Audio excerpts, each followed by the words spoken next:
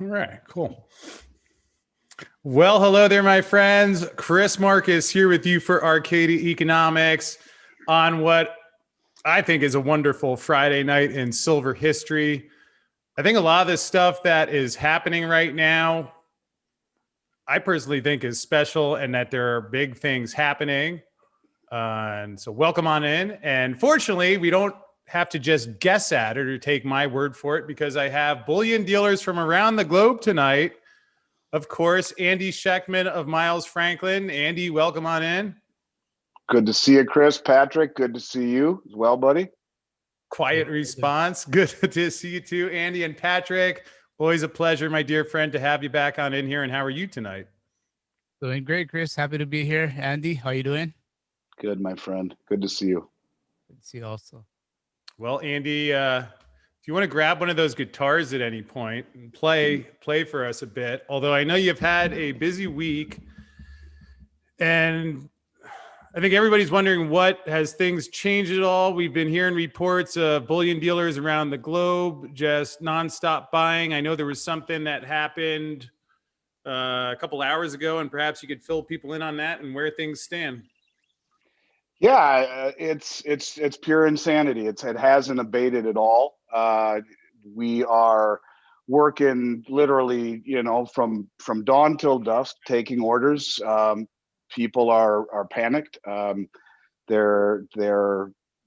don't care that the premiums are higher, and I'm assuming that they're high in Singapore as well. They're high here. No one's selling anything, so there's no secondary market product. Most of the very large distributors won't lock anything in over the weekend. We will, but the very, very top of the food chain is reluctant to do it. They're afraid to open up into the volatility over the weekend and open up on Sunday evening nakedly exposed to this massive buying. And that's kind of the problem here. You expose yourself if you're not sufficiently covered at the open. So Chris, all I can tell you is that it's every business owner's dream, but it's off the hook. I had to call this morning an emergency meeting with my office and demand that people, work over the weekend, take calls late into the night, and just step up, because we had lists of hundreds and hundreds and hundreds of people that we've been trying to get back to in earnest. And I think we made up a lot of ground today, but it hasn't stopped. And there's a massive demand out there that is unlike anything I've ever been prepared for or seen in 31 years of business. Patrick, you're on the other side of the world. Can you tell folks who might be hearing you if anyone has not yet heard of Patrick, host of one of the greatest channels ever, Silver Bullion TV. I mean, yes, it is. What else do you need? You can get rid of the TV. Just watch Patrick's channel. Patrick, can you let folks know where you're coming from and what you're seeing with your order flow? Yeah, you guys, huh? Okay. Anyway, appreciate it. Exactly the same as what Andy is saying. Nonstop. We have our customer service team just working around the clock as well, trying to get through emails, trying to bag orders, take care of orders, make sure it's all good. At work, I'm sitting about maybe 10 feet away from the strong room where we keep all the gold and silver in our shop. And I'm just going to fly out the door. And even I'm getting a bit of FOMO there. I'm like, hey, man, it's getting empty here and I need to get myself some more as well. But the demand it's just incredible. As Andy said, the premiums are up, but guys are still buying. And we're seeing a lot of new guys coming in. Unfortunately, we're seeing some of these new guys are also selling right away. I guess they kind of backed out once they saw silver go down after the Wall Street bets, had pushed it up a bit. But still. You mean after the pump and dump the other night? Is that what you were referring to? Okay. Yeah, we had guys, I guess they just got in the market expecting another, GameStop type of a thing. But once they saw it going back down, I guess they figured, hey, wait a minute, it's not going according to plan. I need to get out. And so some guys would get out, but no problem. Other guys just gobbled right back. They gobbled it up, whatever they put right back into the market. So it's the same thing. We're trying to hunt down silver as well. We're staying open, letting people order, taking care of orders. And if an order comes in, we're going to fulfill it. So is the same for you, where you still have orders to catch up on from even Monday, let alone Tuesday, Wednesday, Thursday, and then there are people still coming in? Is that, and again, please don't agree with anything I'm asking or saying. I want genuinely just what you're seeing as accurately and honestly as possible. Yeah, we're as far as inside the shop, because we operate in two different ways. We have in-store pickup and then we have in storage.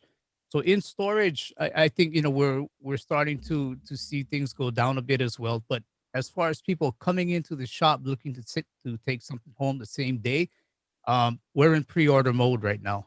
They can order online, but they're going to have to wait 2-3 weeks to get it. So whatever we have left, it's pretty much accounted for in the shop. So where does the next piece of metal come from?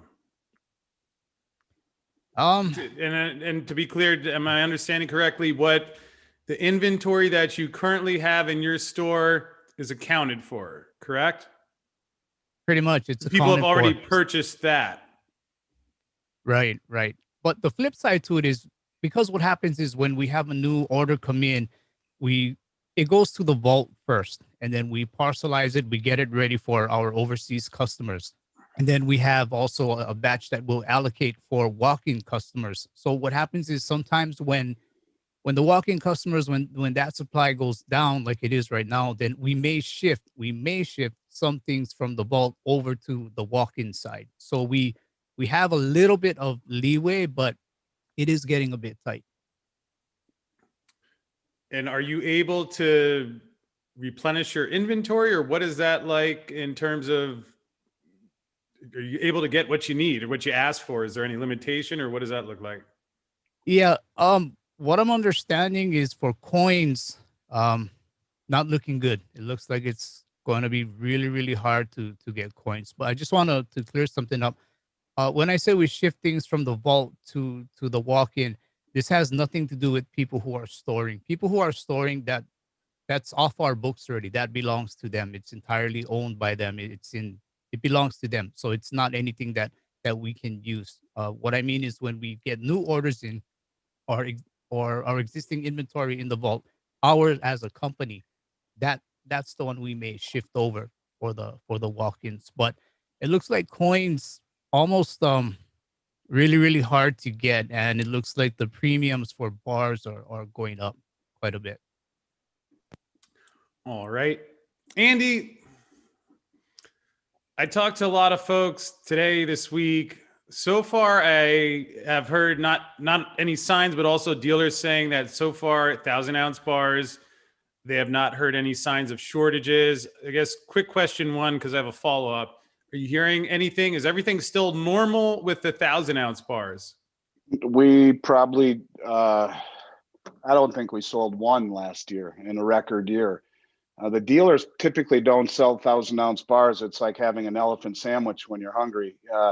They're impractical. They're from the standpoint of storage and shipping. They're impractical in the respect that once you own them, if you try to ship them and they're right at the 70-pound limit when packaged properly. If you exceed 70 pounds, you can't send it by registered mail. So we really don't sell them. But I would say this: if I had a really, really, really large order, it would probably have to, at some point, the way things are going, I would have to shift to 1,000-ounce bars, because typically we're able to get those, from the large distributors who are also Comex depositories. So a couple of things I'd just like to say real quick in regards to what Patrick said. First of all, the one deviation from what we're seeing to what he's seeing is we have not seen anyone sell.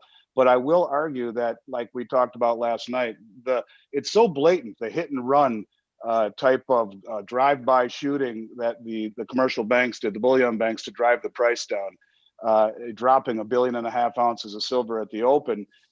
It has that effect. As Patrick is saying, some people bailed because they thought it would go straight up.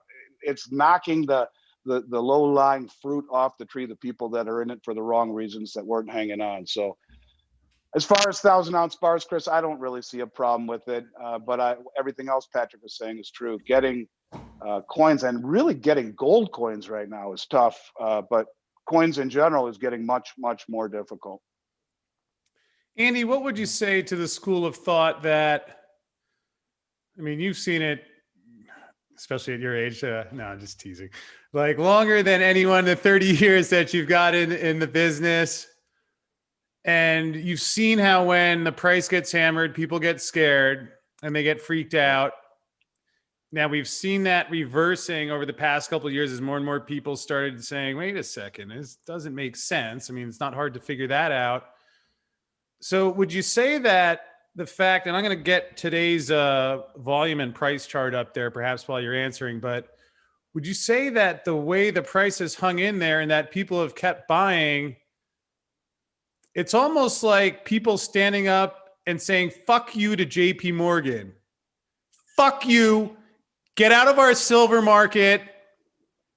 We see you committing felonies every day and we're sick of it. But even that doesn't matter because like we all know, we're tired of waiting for the CFTC. We're tired of waiting for the SEC, any of these other frauds that are on the record as fraud. And tonight, fine.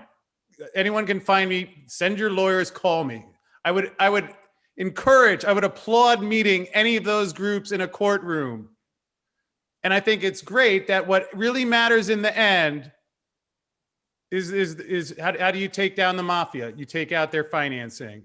And to me, tell me if I'm going overboard or if I'm incorrect, but people know what's happening and the way people just keep buying in the face, it's like they're throwing their best, last fraudulent kitchen sink in there and people are saying, fuck you, JP Morgan. Is that, you don't have to use those words, but is that accurate and fair?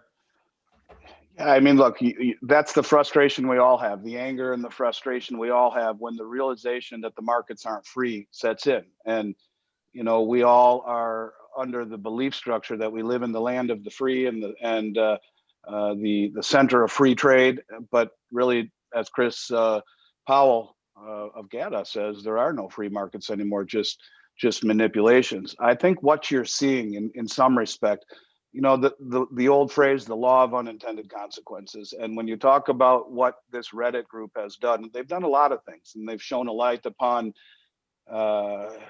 inequities and distortions and manipulations by big hedge funds and what have you and banks. But I think what it's done is it's freaked out a lot of people who now realize ardent bulls, stock bulls, that the market is a rigged casino, that it isn't what they once thought it was. And so I think you're getting a lot of people waking up to what gold and silver are, even people who don't understand what JP Morgan is. Chris, Patrick, the three of us are veterans. We've been around this for a long time, me a little bit longer than you two. But if you've been at this long enough, it's very frustrating. You got to have strong fingertips and a strong constitution.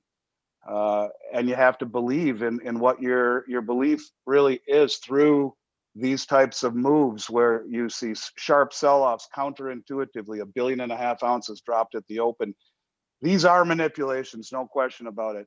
And so while you have a big segment of people who are in that camp, Chris, who are furious at the manipulations, furious at Jamie Dimon and JP Morgan, there's also a whole lot of other people who don't even know that yet, but they're frightened by what they see in a market that they thought was real. And I think it's starting to set in, whether it be the dichotomy between the real economy and the valuation of the stock market, where it seems like it's the tail wagging the dog, or something like we saw where 7 million Reddit users can create billionaires in a few days by driving a stock straight up by creating a short squeeze, and then seeing the reaction of the exchanges to mitigate that pain, giving another free pass bailout to the hedge funds and screwing the little guys. So there's your law of unintended consequences. People are waking up, and it will only bring more people to this type of site, you and I and Patrick, to listen to what we have to say. So yeah, I think there is a lot of people who feel that way, Chris, and a lot of people who, if they start to embrace and listen to what we've been saying, they'll probably join that camp real soon too. Yeah, I appreciate that, Andy, and I'll behave myself for the rest of the episode. Don't worry, I'm cool. But partly I found something else out today that I guess I guess it's legal to say it seems downright absolutely disgusting, as I imagine I will find as I investigate it further. and we'll come to that. But someone in the comments pointed out, Chris, keep your cool. You promised you would offer to discuss with Jamie Dimon or Representative Levelheaded. I take that back. You are not welcome. They are not welcome on my show. I do not want to share a screen with people like that think it's funny. The Deutsche Bank trader transcripts where they giggle. And we'll come to that. But someone in the comments, right? There's people that their lives, their savings, these guys steal it. They steal money. Even when they cheat, they can't avoid melting down the markets every couple of years. So, in fact, actually, I have a question for you guys. We may dig into it right now. I'd be curious to get your response, and partly why I guess somewhere yesterday morning or somewhere this week, it's just at some point, and I'll deal with whatever consequences come. But I mean, fine. Try your chances in a courtroom, and because I have a lot of questions, including, gentlemen, we've seen a lot of money go into SLV this week, right? Almost 100, almost what, 100? 110 million ounces. Yeah. How do we know it went in there? We don't. We're taking JP Morgan's word for it. And the audit too, right? That's correct. What if you, what if I told you that I called iShares and even the person who answered the phone can't find an audit on their own website?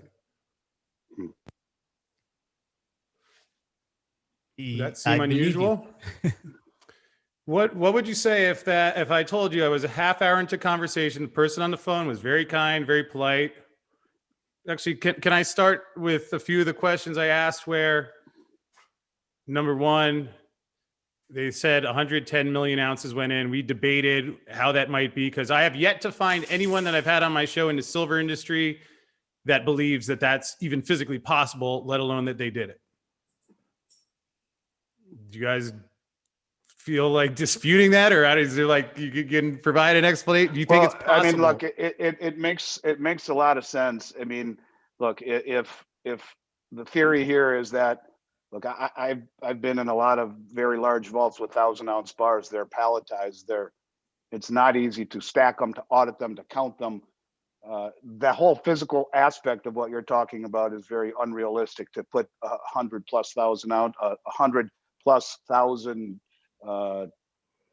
bars or whatever you were talking about in and count them in a couple of days. But even more than that, where it makes really good sense is that how the hell does the price not go up when you see that type of volume, record volume into GL or SLV, and record volume across the globe from the Midwest in the United States to Singapore and everywhere in between, where people can't keep product in stock? How does the price not go up?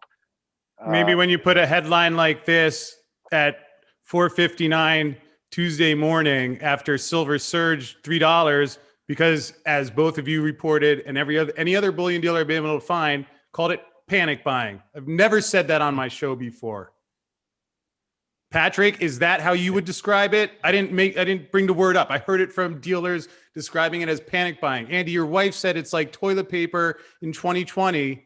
And in this article, it's true, very deceptively worded. And what a shock. Where do I still have it? Oh, and look, right at the same time the market falls while there's panic buying. So we know why it fell. There's no question why it fell.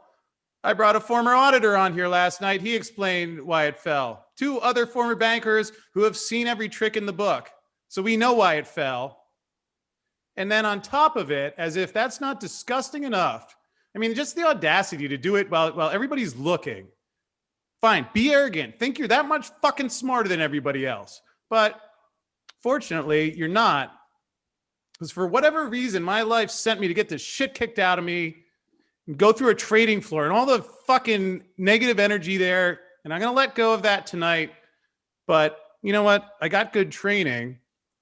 And now I'm documenting the crimes, because it was fun today asking. It was like I get on the conversation and it just, again, the woman was really nice and helpful, but it kind of, I mean, I didn't have much hope going in that this was going to reassure me or make me want to buy SLV shares, but she said, I asked, when the shares are listed as added, what does that mean? Does that mean that, we create the shares and we work an order, we're waiting for the mint?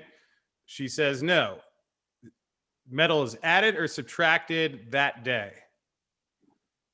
So I said, who does that? She says, the custodian. I said, who's the custodian?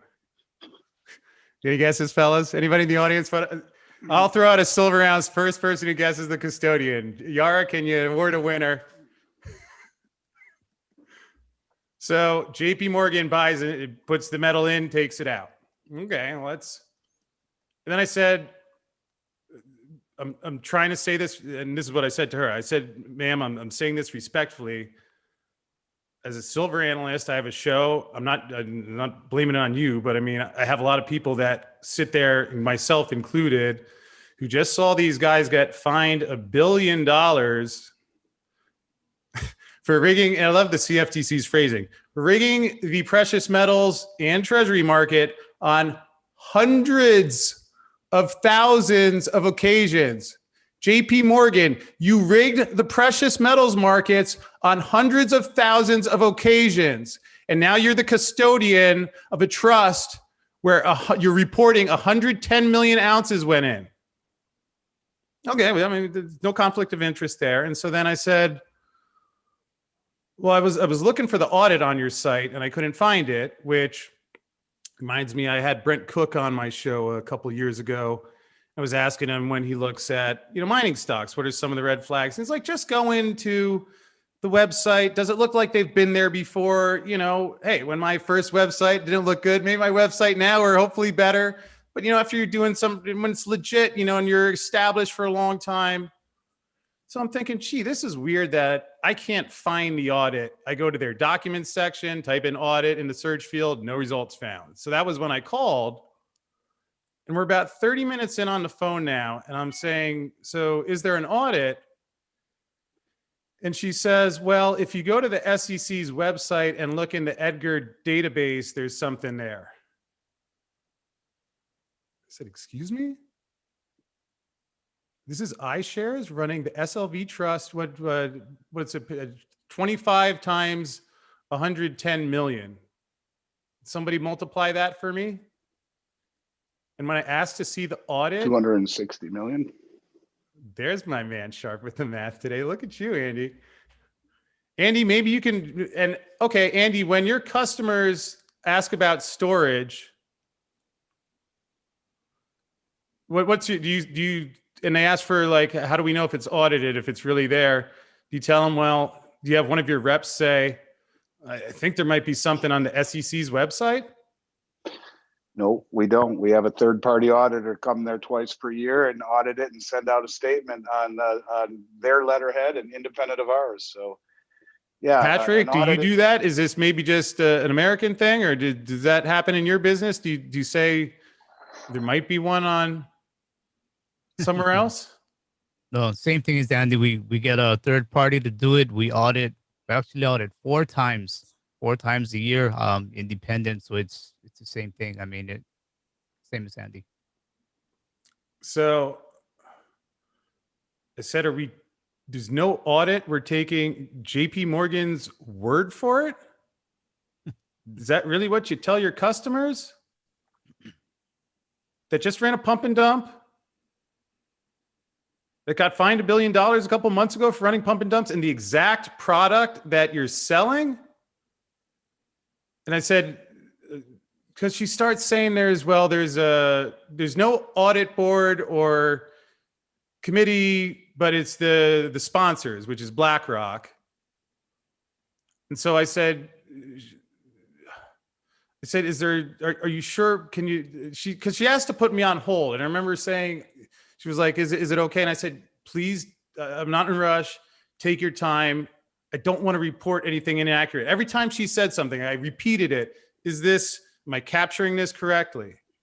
And so she comes back and she says, yes, well, we have this link, directs me how to find it. So I say, okay, thank you. And I pull up the link And I'm going to move our faces here. Here is from Bureau Veritas. I'm not too familiar with them. I have seen them once before.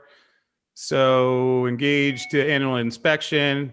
My pleasure. We submit to the blah, blah, blah. So here's the stuff. But then I noticed the date here. March 20th, 2020. First thing that pops into my mind, it's like, didn't the EFP market break on March 23rd?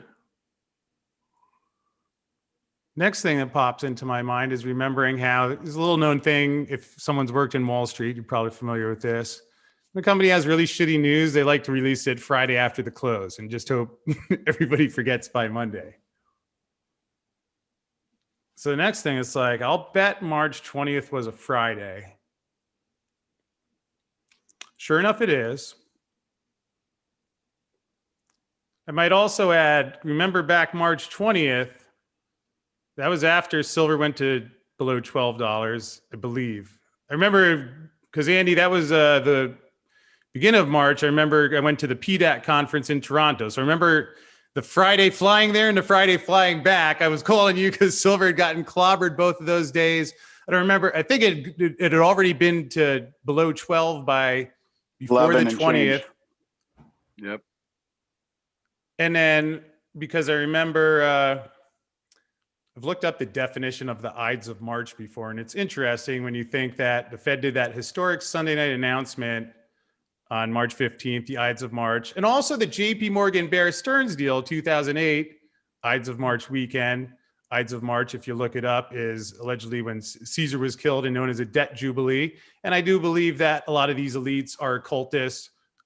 Take that as you will. And then on March 23rd, what triggered the collapse of the EFP market was that was 8 days later, the Fed said QE isn't enough. We had to go to unlimited. I will pull up.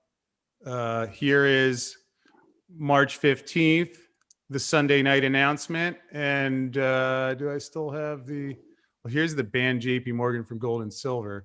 I don't have the, you can Google, oh, here we go. I know that's not it. You can Google it. It was March 23rd when I went to unlimited quantitative easing. So where that leaves us is that the last time anyone besides JP Morgan has looked at the silver trust, including the 110 million ounces that supposedly went in there last week, is stamped Friday before the market broke. And that is what is the audit on SLV. It's ridiculous.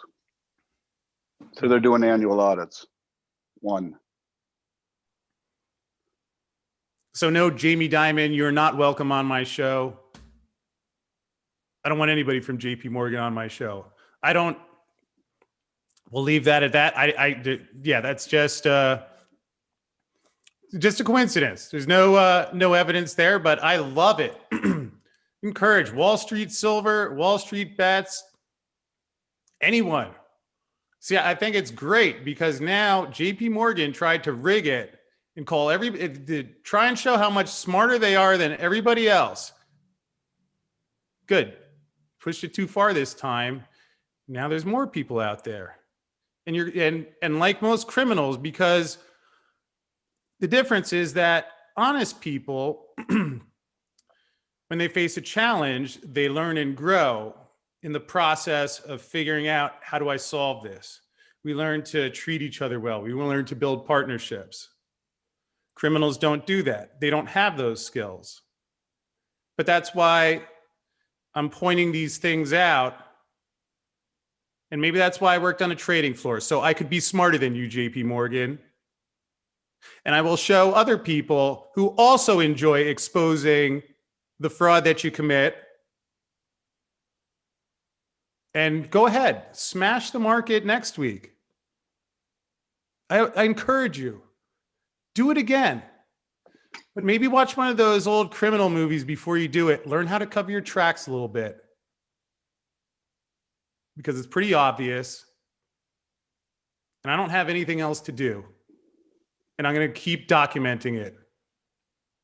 And if you don't like it, go to my website, send an invitation there. Your lawyers can contact me. You want to discuss it in a courtroom, that's how you can find me.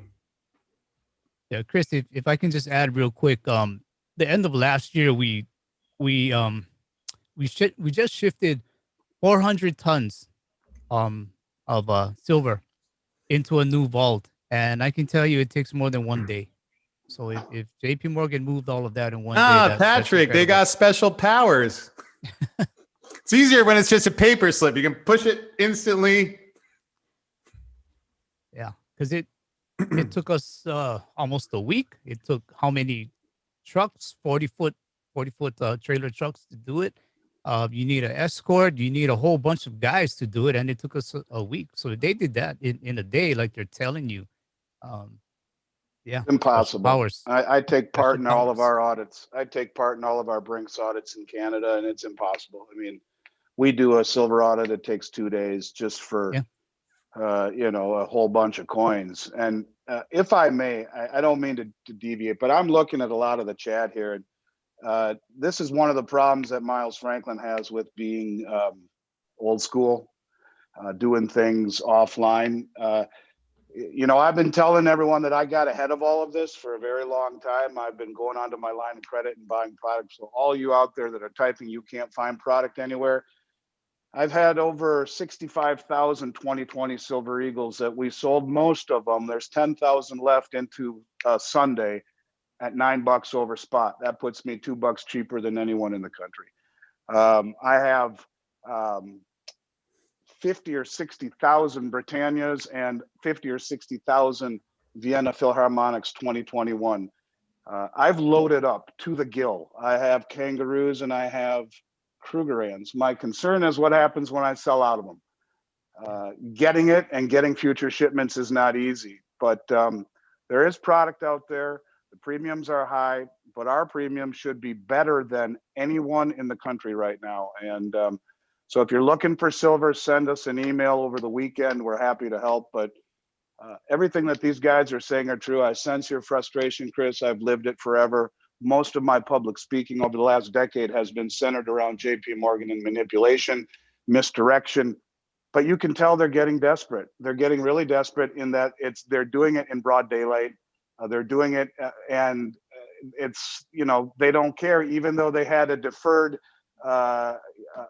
prosecution agreement to stay out. It's obvious they're still rigging the market, whether it be JP Morgan or by proxy, one of their buddies down the street. The commercial banks are doing what they can to not let gold and silver fly yet. And it seems as though they blew their wad. Look at what they did. They tried to get it down to the November lows and it's not working. And so even though it has violated, like the gold did the 50 to the death crossing the 50 and 200, it shot right back up. There's too much physical demand. And I would submit that the only way successfully you can manipulate a market over a period of time, the only way you can manipulate a market over a period of time is to push it in the direction it's going. And this is the law of unintended consequences. The light has been shown upon the fact that people are waking up to what's going on. And you can't hold back a tidal wave across the entire globe of physical accumulation, of big money taking deliveries off Comex. You can't hold that back. You can do all you can to try to mitigate it, but they're getting desperate. They're using more ammunition to get less and less of a result. Just hang on, everybody. Keep beating them at their own game. Buy on the dips. Don't chase the rallies. And hold true to your conviction. You have to do this. I've been at this for so long. There have been so many times I was so discouraged, but the sun always comes back up. The fundamentals are very strong. The mathematics and the economics are very strong behind this. And you just have to trust that. You have to trust that your gut and your brain is right, even though your eyes are telling you something different.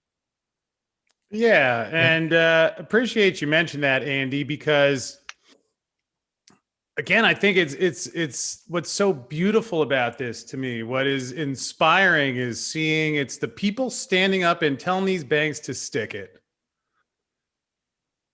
And that just is somewhere in there. It helped me to see it this week, where I've had a little bit of an unusual life, I suppose, where, went to work in Wall Street, and then it was a bit of an adventure figuring out the entrepreneurial thing after that. Yesterday morning, I woke up and, Andy, you've been a big part of it, and you've seen how it took me a while to figure out how to get a business together. And I don't know, mainly like reading about silver and talking about silver. I don't have an expensive lifestyle. And so it hit me the other day. It's like, I have enough money to do what I want, eat tacos, walk my dog. And it's like, I don't know, maybe some way JP Morgan's there rigging the market for 10 years. But I was thinking, I'm like, wow, this is pretty cool. I mean, people send money, and this is definitely better than, I don't know what would be qualified to do, like what job I would apply for. So, at least that will be my commitment to everyone watching. I'm going to sit here and keep documenting every fraudulent thing they do until they get the fuck out of the silver market. And I encourage everybody, don't take my word. When I started the channel, a big design was that there's some things I think, and I phrase, hey, this is what I think. But as much as possible, I show, hey, here's the stuff.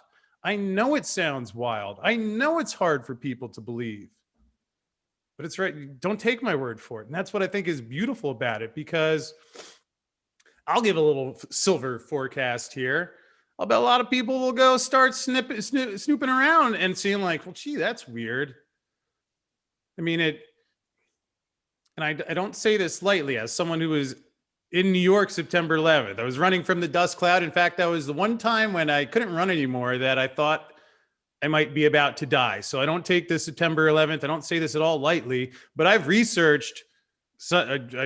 People go read what happened to the gold and silver on September 11th.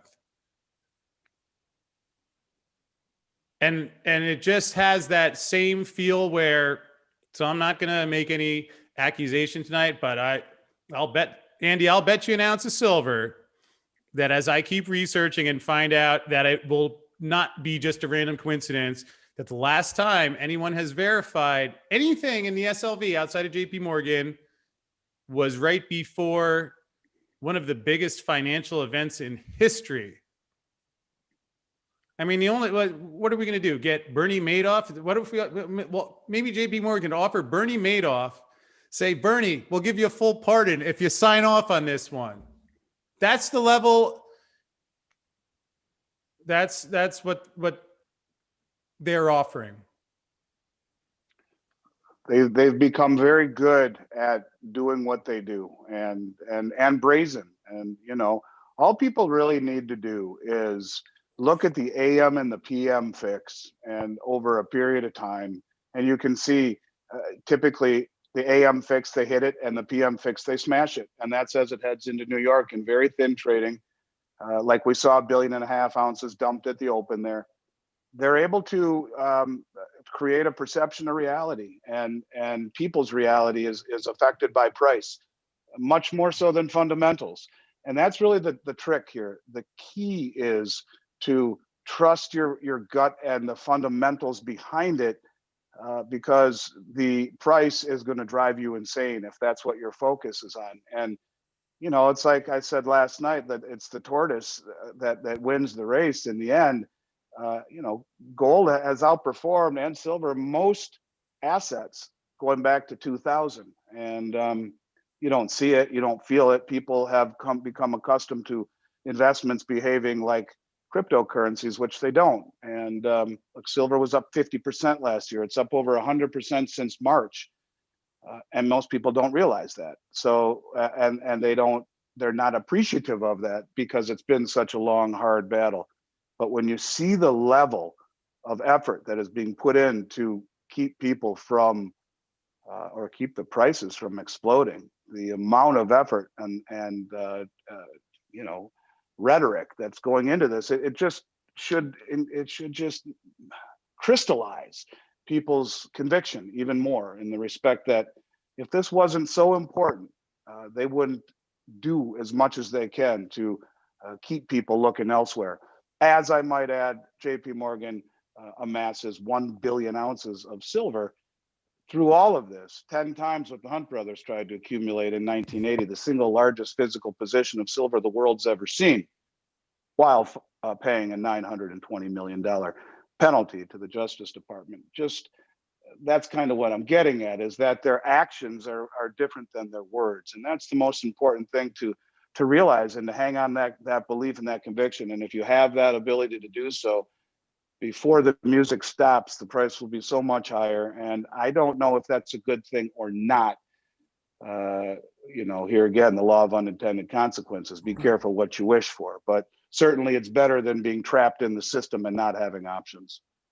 Yeah, Andy, when you talk about their words, I'll just share something pretty quick with you. I spoke to a banker once, and I asked him about, spoofing the markets and things. And he tells me there's nothing wrong with that. It's a good strategy. That's their mindset. That's their mindset. It is the mindset. It's what I saw during my time on Wall Street, where a lot of as long as I get my bonus and it blows up on the next guy's watch, is what are you going to do? It's how it goes. But perhaps more significantly, what are the steps between where we stand now and people taking metal off the Comex? I'm still feeling that out. I think you guys would have a better handle, but I mean, we're talking about an event that essentially we haven't seen yet. I mean, maybe you could say some form of that in gold back in the collapse of the London gold pool. But from where we stand now, so it seems like people are still buying, and it's becoming tougher and tougher for the dealers, some degree to reload, but in question. So what are the steps that conceivably could take place? Not that necessarily will, but what would be required between here and offloading on the Comex, or something else that would overwhelm the short positions? Seeing what we saw in 2020, over 300 million ounces delivered off of Comex by sovereign wealth funds and family office, seeing that continue. Ted Butler talks about the double cross, that JP Morgan actually is now physically long, and letting the other commercial banks suffer. Maybe a commercial bank turns on the others. Look, I think at some point it's going to be every man for himself. And the Comex is already, I think the cracks are there. When you see as much as we saw delivered off the exchange last year, it I think is the opening salvo, if you will, for if things really get crazy. I think you'll see mass redemptions for delivery, and the Comex then cash settling. That's really their ace in the hole, is those contracts can be cash settled. But when that happens, what good is a price setting mechanism that doesn't allow delivery? That's probably when it starts to move eastward to Asia, and maybe then you see the Shanghai Gold Exchange become kind of the de facto price setting mechanism. But I don't, I used to think it was impossible to break the Comex.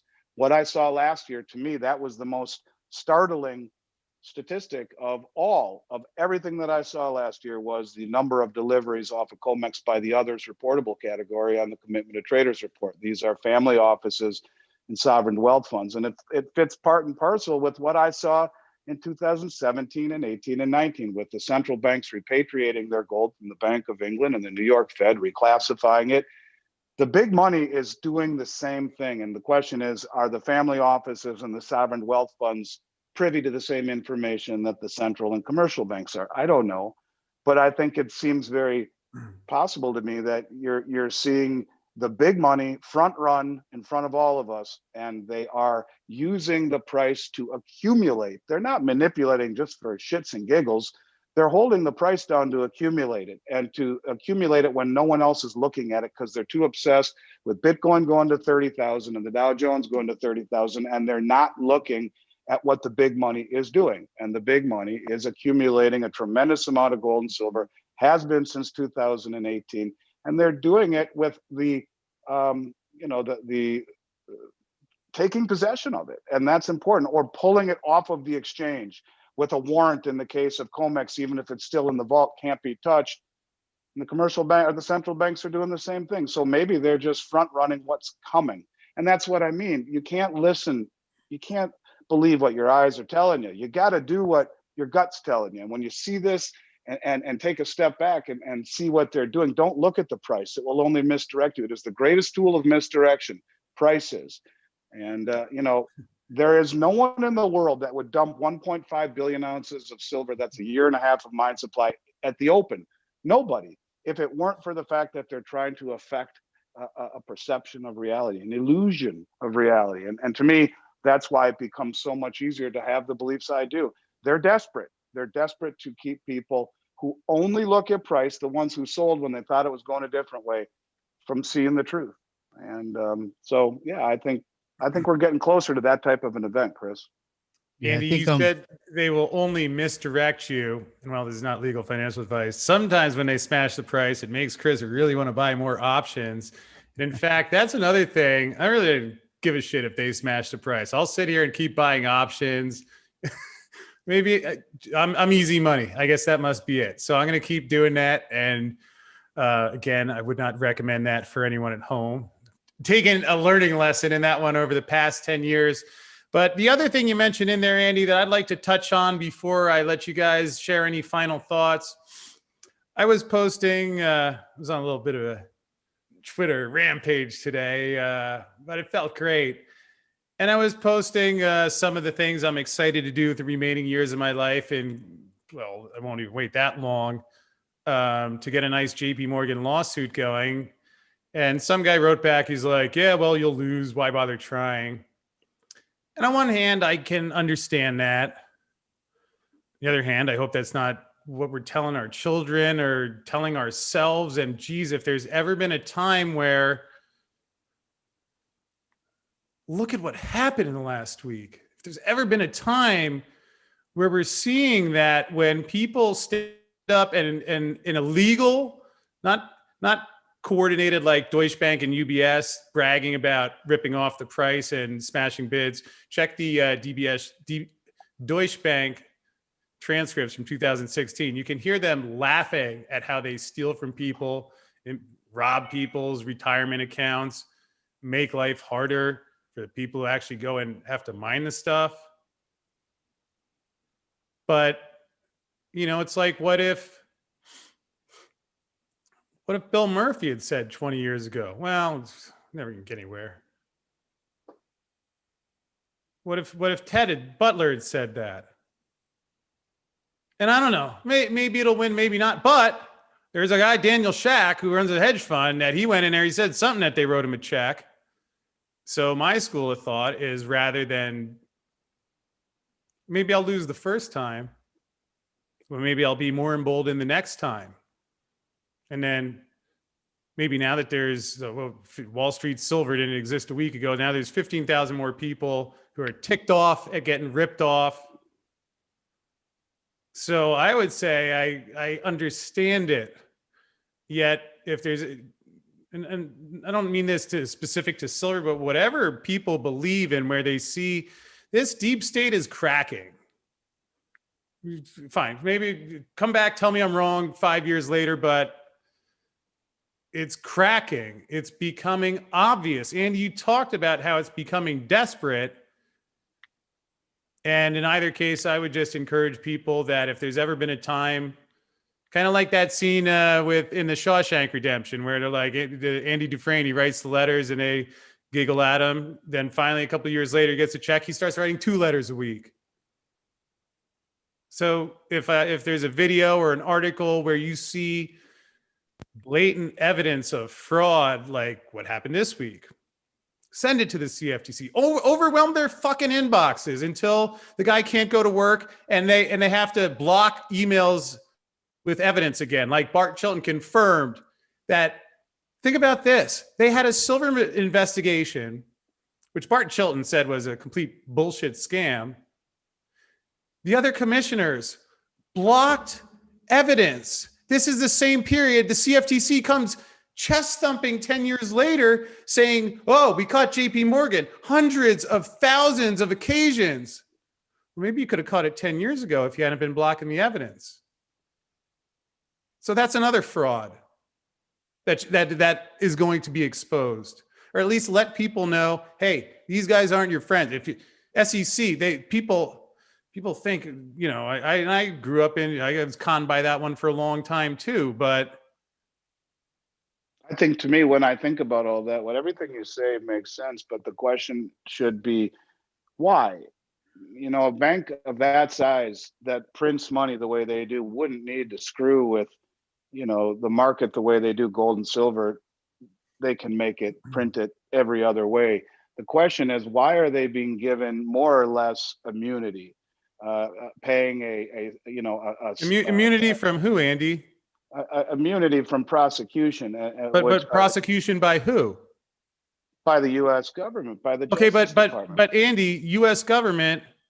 Let's relax the individual names of the bank, but U.S. government. Do you mean Goldman Sachs with Steve Mnuchin? That's the point I'm getting at. Is that is the government and the banks?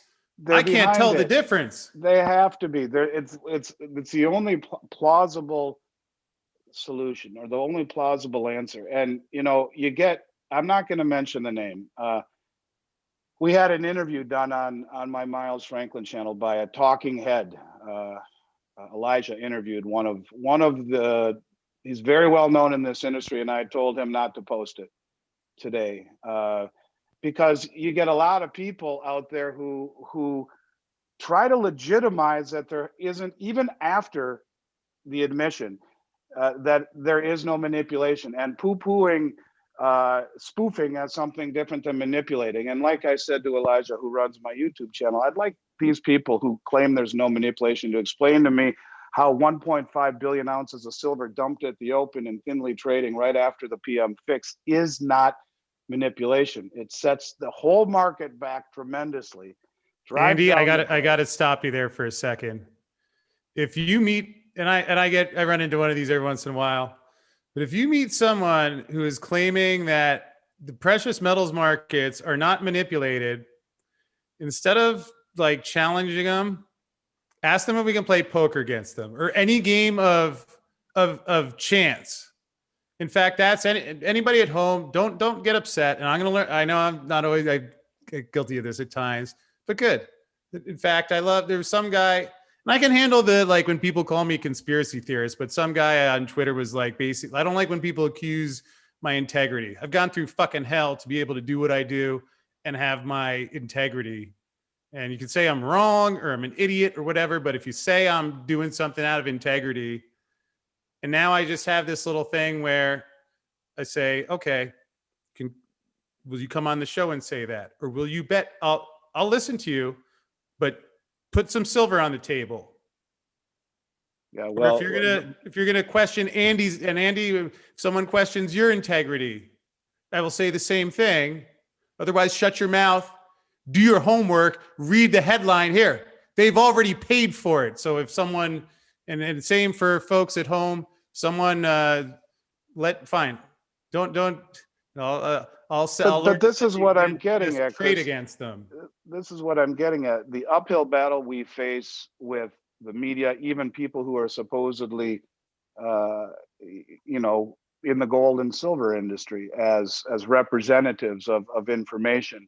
But the question really becomes is, $920 million when their precious metals desk made $1 billion in the same year, allowed to be the custodian of two of the largest silver funds in the world. It's almost as if they did it to placate. The government said, fine, let's just say this, we'll do this, we'll arrest a couple of people, don't worry, You won't serve any time, you'll pay this little fine. You get to actually make $80 million profit when it's all said and done after the fine. Don't worry about it. The point of it is that it's being allowed for what? What reason? And the reason is, I would submit, is to accumulate and corner the physical supply at subsidized prices. Is the question, is JP Morgan accumulating it for themselves or for the US government or some other government where a deal was struck, like the Chinese? I don't know. But all I can simply say is this, is that the evidence, the admission by Bart Chilton, the admission here, Ted Butler will tell you that he was brokenhearted that that all that happened was spoofing and not a greater manipulation charge against JP Morgan. It was done to placate the masses. And now people, they can say, well, we levied a fine. The point of it is that it's being done for a reason, and they're accumulating it because it's very important. And their actions, I think, exemplify that. Their actions are trying to keep the rest of us from buying it, because in the end, it's going to be a whole lot more expensive and a whole lot more important, because the demand is ever increasing and the supply is diminishing exponentially. Ask Keith Neumeyer, he'll tell you that. And so in the end, yeah, this is what I mean about trusting your gut and holding on, because their actions are different than their words. And if you take a step back and look at it, to me, it becomes pretty easy to see. Yeah, Andy, you used the word excuse me, immunity, and I could be wrong, but I think back to excuse me, 2008, 2007, 2008. I believe it was Bear Stearns went down and JP Morgan took their silver position. That's and I true. think they were required to reduce that position, and they never did. That They increased immunity, yes, that immunity, I'm going to say probably started from back then. But as you say, what's the reason? Why were they given that immunity? Why didn't they have to reduce? Why didn't the SEC go after it, turn their back to it? Why? A lot of whys here. Well, that's one of the reasons to buy Chris's book. In it is one of the most important interviews you'll ever listen to if you are in this industry, where Bart Chilton addresses that. And he came back to his people and said, look, they were told that they had to decrease their position. In fact, they increased it. They just basically said, F you, right to the, to the government. And he was told to back down. It was a political decision. And, this is what I'm getting at. It's very important. And because it's traded all across the globe, the illusion that we have a free market in the center of free trade, they can't come in and just stop trading in precious metals in this country. They can't do that. So instead, they use the next best thing. It is misinformation and price manipulation, allowing them to, without competition, the big money, accumulate the lion's share of it. There'll be scraps left for the rest of us who are able to see through this charade. But that's what I'm getting at. It isn't going to ever be easy until you wake up one morning vindicated after years and years of, it's like, it's Pericles, I think is his name, the Greek, I don't know what you call him, hero or tragedy or whatever, the guy pushing up the rock for eternity up the hill, until one day maybe you actually get to the top of the hill. And I don't know, that's kind of how I felt after 30 years of doing this, of constantly being disappointed. Yet, I look back at it and I remember when silver was $3, and I remember my friends saying, is it ever going to get over $8? And I remember wondering if gold would ever get over 400. It's the tortoise. It keeps moving higher despite their best efforts to hold it back. And what's different now than any other time in my career is the intense amount of people who are seeing this for the first time. Literally in 31 years I've been doing this, I don't feel like I'm, just crazy cousin Andy in the corner over there, the guy that talks, conspiracy theories and precious metals and doom and gloom. I feel already vindicated. Now, we haven't got up to the top of the mountain. I'm still pushing the rock, but it's happening, and it's happening. If you can feel it, if you're in this industry enough, you can feel it. It's changing. And we can all hope and pray that our efforts overwhelm the abilities of the big money to manipulate it. But do understand, when you look from the top down and see that, the people manipulating the market openly are being given a green light to do it, even and bullshit prosecutorial outcomes, and still being able to run the biggest silver fund in the world. It just tells you it's important, and it's important to the people pulling the strings. So don't listen to them. Don't worry about the price. Just do it, accumulate it, put it away. Hope you never need to use it. If you do, you're damn glad you have it. And if not, you give it to your kids, because regardless, it'll be worth something in the year 3000 when the dollars in our wallet are hanging from a frame in the Smithsonian. So that would just be my advice. Don't let the price drive you crazy. It will. Mathematics and economics and the big money's open direction, actions are dictating where this is going. Ultimately. And I say, God bless the will of everyone who believes in silver. That's the thing. It's not just some stock where, you know, because it at least for me, yeah, I like silver, but it was more disliking people stealing and cheating and all the stuff we go on and seeing that's what it represents, and seeing that, yeah, it's a battle now. And I still feel that JP Morgan went all in with a bluff on Tuesday, and they got called because the will of the people. I think that the will of the silver market is breaking JP Morgan. I shouldn't use JP Morgan specifically. Because I believe the last Ted, who has the best handle on their position and deciphering it out of the COT jargon, that I think they got in their futures contracts are either short or either flat or long or slightly short. There are 8 traders that are doing it. Who are the 8 traders is the question. So whichever bank it is, whichever band, whichever gang, whichever band of criminals, whatever the crime families that it is, I applaud everyone out there, because I know everybody's money is personal to them. So that's why I didn't become a financial planner. I like being a research analyst and speaking about what I see. But so I understand the decisions everybody makes with their investments, and it's not an easy time to know what to do. And that's why anyone on the planet can hold me to my pledge that whatever I say on the air, anytime I ever come on, what I say in person or elsewhere, will be honest. If I'm missing something, I make mistakes, I'm human, but it will be honest. And I will vouch for that. By the strength of people who are, it seems like it's the heads up match, the end of the World Series of poker. And I think the courage shown this week, I applaud it. I'm inspired by it, and I appreciate you guys, everything that you've gone through, not only this week, but yeah, got a lot of people taking a lot of shit, being called the conspiracy theorist, getting pounded financially at times. When I pulled up that JP Morgan petition before, where part of why I started this, part of why I got into all of this, is that at least when I opened my eyes to it was following QE2. I was like, geez, there's a lot of reading Peter Schiff for 2 years, and they launched that thing. And, you know, I had those positions on in 2011. I thought it was home free, and then it got clobbered. All right, that's fine. Hey, I was speculating. I'm okay with that. But to the degree, like, what about the guy that was 70, you know, was hoping to retire? They stole from him. These people made a right trade.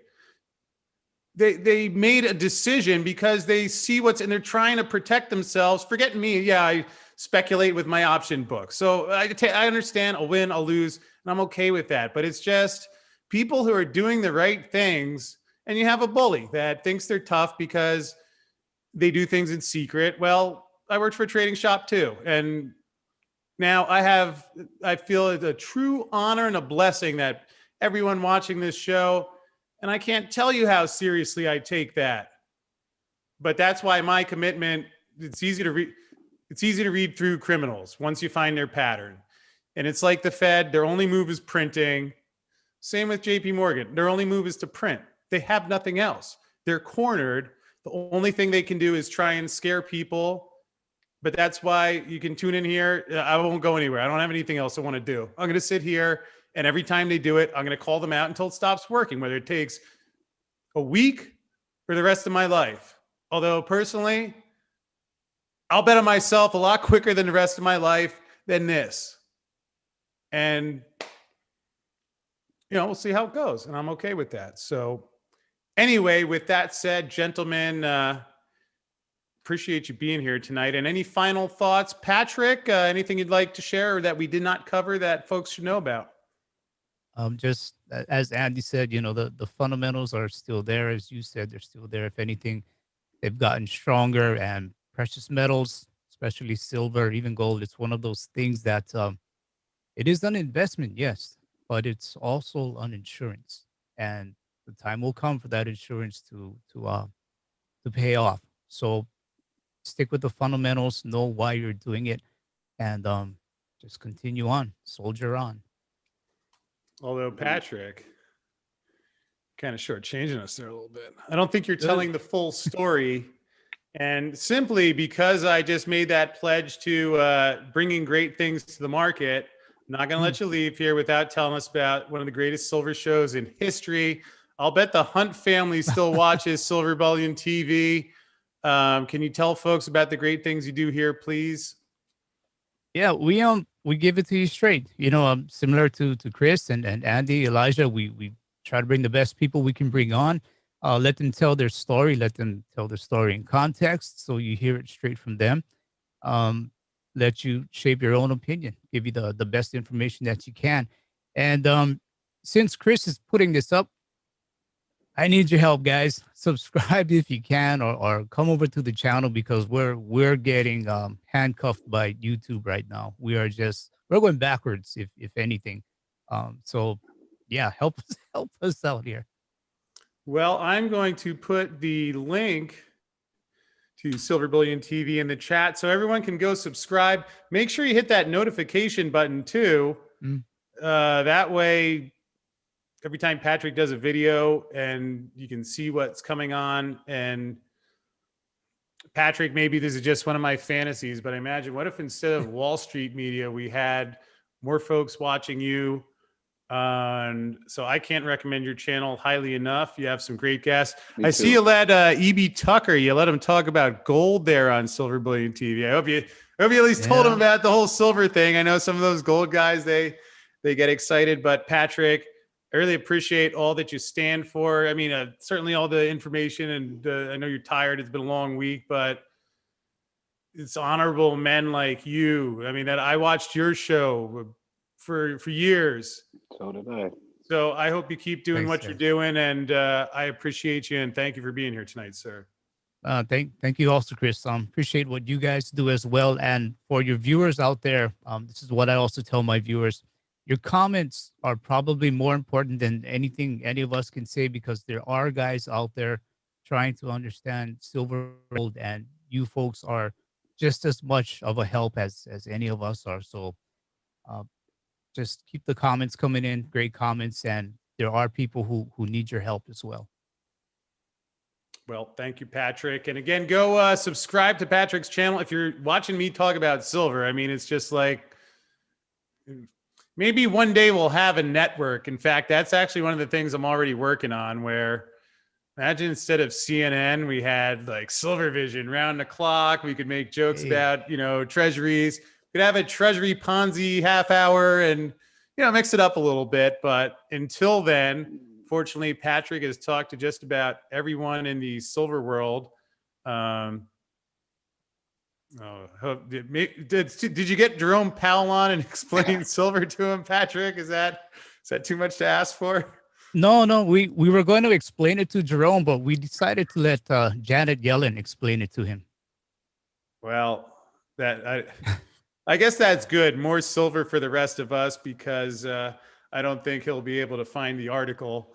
So Patrick, thank you. And Andrew, I know it's a little late there and you had a long week. Any final thoughts before we wrap up?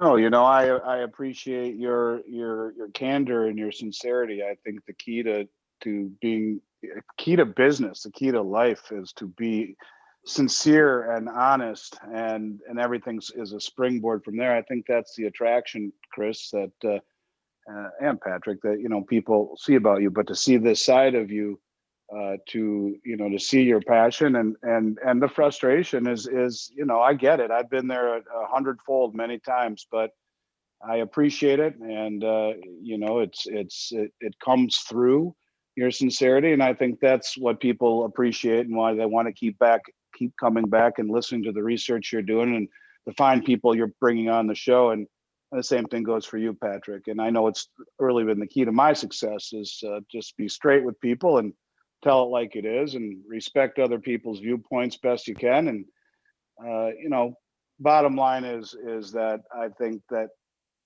we are all fighting an uphill battle, and you got to keep plugging on and trust your conviction. And I think in the end, mathematics and economics and Mother Nature will win out. You can see that the biggest money on earth is preparing for this. They wouldn't have gone to the great lengths that they have over the past 5 years, starting with the Basel III reclassification of gold and everything that's happened since then, if not for this to be the cusp of a real big change. So we're right there, Chris, and we're right there, Patrick. Keep doing what you're doing, and I'm honored to be a part of it, a small part of it.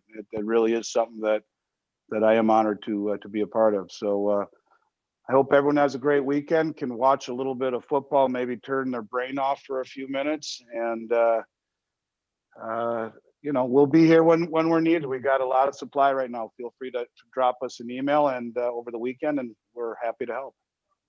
Yeah, and of course, after that football game, Andy, you're probably just going to be waiting for them to wrap up the fourth quarter to kick it on over into Silver Bowl 1, which will be a half hour after the game. Patrick, I'm hoping that you'll be able to join us.